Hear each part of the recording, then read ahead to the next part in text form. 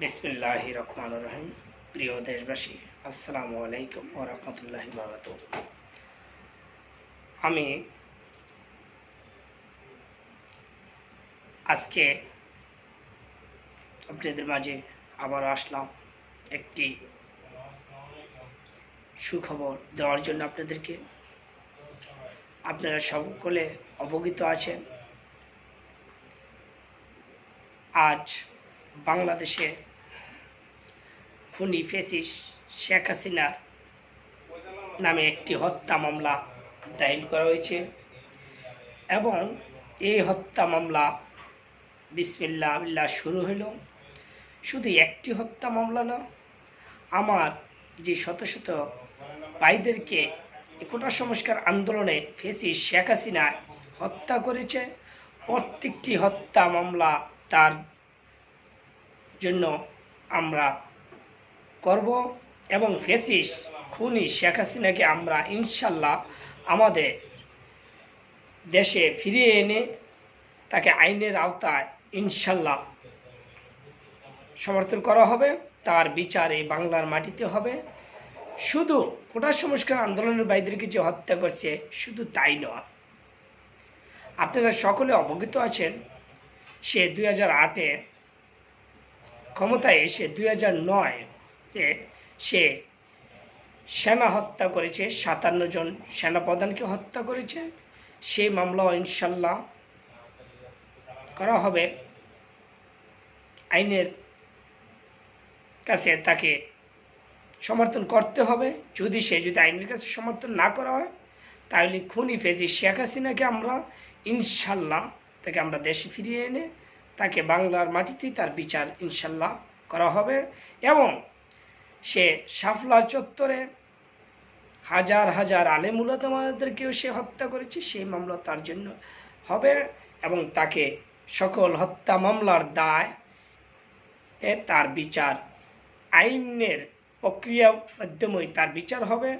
সুষ্ঠু বিচার বাংলার মানুষের চায় এবং প্রত্যেকটির হত্যা মামলার হুকুমজারি আসামি এই ফ্যাসিস্ট খুনি শেখ হাসিনা, ঘাতক শেখ মুজিবুরের মেয়ে।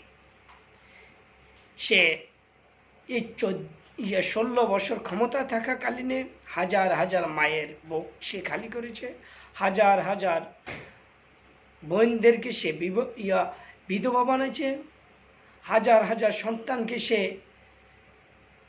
পিতৃ অধিকার থেকে সে বঞ্চিত করেছে, সন্তানদেরকে তার বাপ হারা করে তাকে এতিম বানিয়েছে। তার বিচার এই বাংলার মাটিতেই হবে। শেখ হাসিনার নাটক বাংলার জনগণ বুঝেছে, এ মায়ায় কান্নায় আর কোনো কাজ হবে না। এ খুনি ফ্যাসিস্ট শেখ হাসিনায় সে বারবার বলতো যে আমার থেকে কেউ বেশি স্বজন হারানোর ব্যথা জানে না, আমি জানি স্বজন হারানোর ব্যথা কাকে বলে, আমি আমার সপরিবার হারাচ্ছি।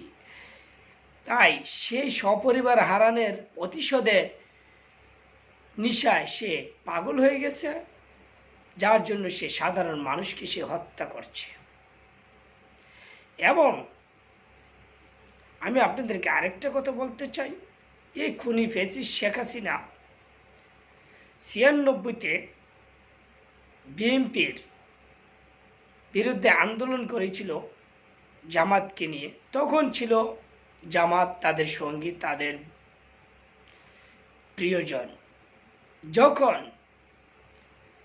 জামাতকে নিয়ে আন্দোলন করছে তখন জামাত ছিল না, রাজাকার ছিল না, যুদ্ধ অপরাধী ছিল না। যখন জামাত বিএনপির সঙ্গে যোগ দিয়েছে তখন জামাত জঙ্গলি হয়ে গেছে, যুদ্ধ অপরাধী হয়ে গেছে।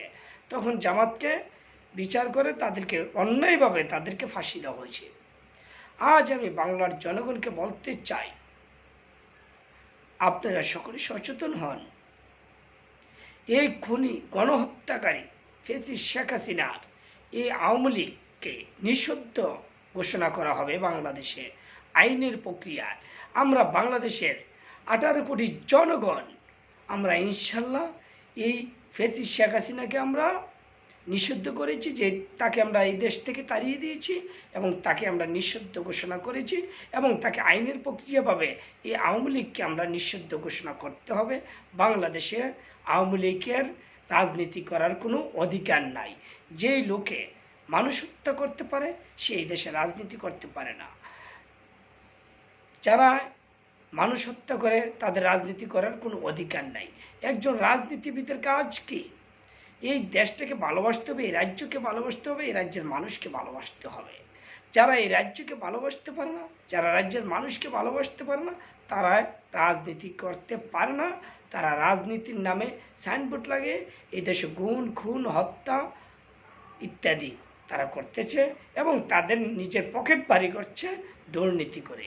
তার জন্য আমরা যারা সাধারণ জনগণ আছি আমরা ইনশাল্লাহ সচেতন থাকব এবং সামনে যে আর কোনো দুষ্কৃতিবাজ যে মাথাচাড়া দিয়ে না উঠতে পারে, আর কোনো সরকার যে ক্ষমতায় এসে আর স্বৈরতন্ত্র কায়েম না করতে পারে, আমরা ইনশাল্লাহ তার বিরুদ্ধে প্রতিরোধ করে তুলব। শুধু আওয়ামী লীগ না, কোনো সরকার আমার দেশে আমার ভোটের অধিকার কেড়ে নেবে, আমার কথা বলার অধিকার কেড়ে নেবে, আমার কণ্ঠরোধ করবে, সেটা আমরা মেনে নিব না।